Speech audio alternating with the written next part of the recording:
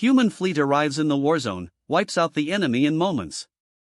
Admiral Keith watched through her ship's tactical displays as the Zephrian defense fleet crumbled under the relentless assault of the Void Reapers.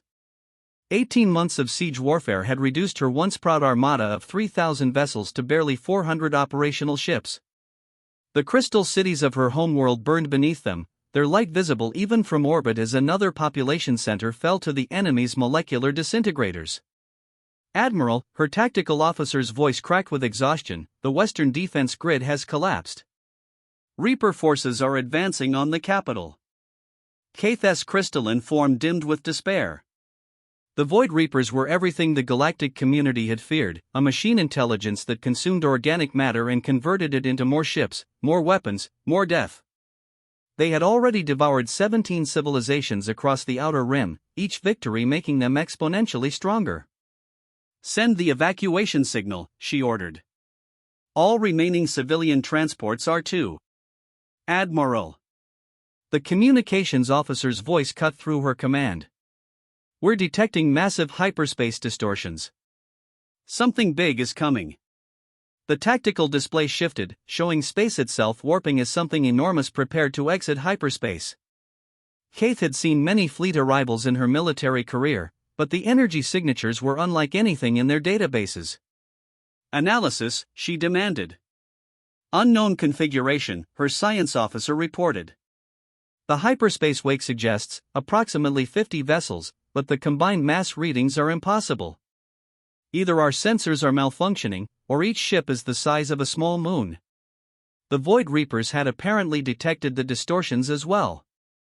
Their sleek, biomechanical vessels began forming defensive formations, their weapon systems charging with the malevolent red glow that had spelled doom for so many worlds. Then reality tore open, and the human fleet emerged. Keith's breath crystallized in her throat. The ships that materialized weren't the elegant, aerodynamic designs favored by most galactic civilizations. They were brutal, industrial monuments to warfare, massive rectangular constructs bristling with weapon emplacements that defied conventional physics.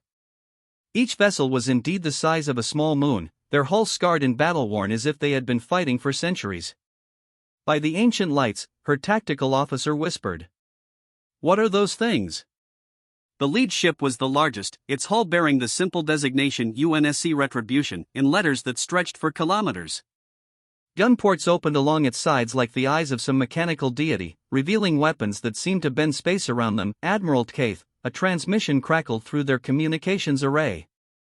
The voice was human. Keith recognized the species from the galactic databases. They were supposed to be a young race, barely spacefaring for more than 3 centuries. "This is Admiral Sarah Hayes of the United Nations Space Command. We received your distress signal." "Admiral Hayes," Keith responded, struggling to maintain composure. We appreciate the assistance, but you should evacuate immediately. The Void Reapers number in the thousands. They've been consuming our fleet for." "We see them," Admiral Hayes interrupted, her tone carrying a casual indifference that sent chills through Keith's bridge crew. 4,700 enemy vessels, standard Reaper configuration. This shouldn't take long." The human fleet spread out in what appeared to be a standard battle formation, their massive ships moving with surprising grace for their size.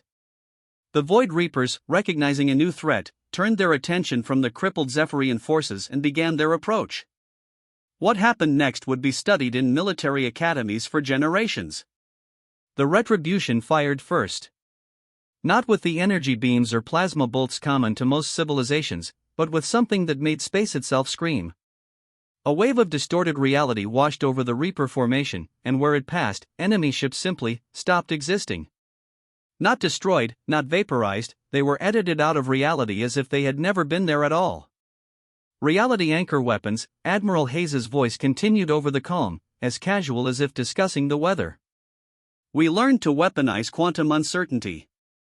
Quite useful against self-replicating machine intelligences." The remaining Reapers, displaying the first sign of fear Keith had ever seen from them, began to scatter. It didn't matter. The other human ships opened fire with weapons that defied every known law of physics. Gravitational lances that crushed entire squadrons into singularities. Temporal disruptors that aged enemy vessels 10,000 years in seconds. Causality bombs that made Reaper ships explode before they were fired upon. Admiral Keith's science officer reported, her voice filled with awe and terror, the humans are using weapons that shouldn't be possible. They're manipulating fundamental forces like toys. Within 4 minutes and 37 seconds, the Void Reaper fleet that had terrorized the galaxy for 2 decades was completely eliminated. Not a single enemy vessel remained. The human fleet hung in space like sleeping giants, their weapons powering down as if they had just completed a routine patrol. Threat neutralized, Admiral Hayes reported.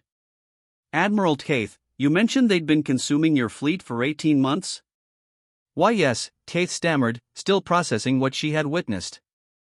Our records indicate the Reapers have been expanding for approximately 19 years, consuming 17 civilizations. Why didn't anyone call for human assistance sooner? Keith's mandibles clicked in confusion. Admiral Hayes, according to our databases, humanity only achieved faster than light travel 300 years ago. Your species is listed as developing. There was a pause before Admiral Hayes responded, and Keith could swear she heard laughter in the background. Admiral, I think there's been a misunderstanding. Humanity achieved FTL travel 3,000 years ago, not 300. We've been deliberately maintaining minimal contact with younger galactic civilizations to allow natural development. The implications hit Keith like a physical blow. You've been watching? While entire species were being consumed? We've been learning, Admiral Hayes corrected. Studying the Reapers, understanding their capabilities, developing appropriate countermeasures.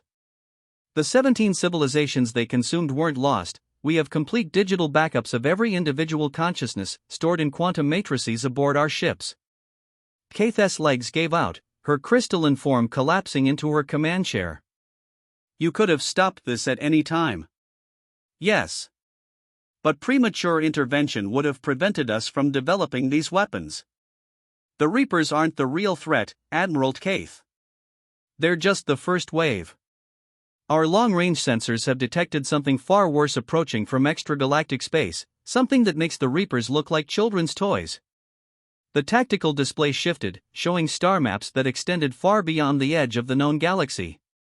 In the dark spaces between galaxies, something vast and hungry was moving toward them. We needed to be ready, Admiral Hayes continued. And we needed to understand exactly what we were fighting. The Reapers were our practice round. As Keith stared at the readings showing the approaching extragalactic threat, she realized that humanity hadn't just saved her world, they had been preparing for a war that no one else even knew was coming. Admiral Hayes, she said quietly, how long do we have? Approximately 73 years before first contact. Don't worry, Admiral. We'll be ready. And so will the rest of the galaxy, whether they want to be or not. The human fleet began to move, their massive ships disappearing one by one into hyperspace. The last to leave was the Retribution, but not before Admiral Hayes sent a final transmission. Oh, and Admiral Keith? Welcome to the real war.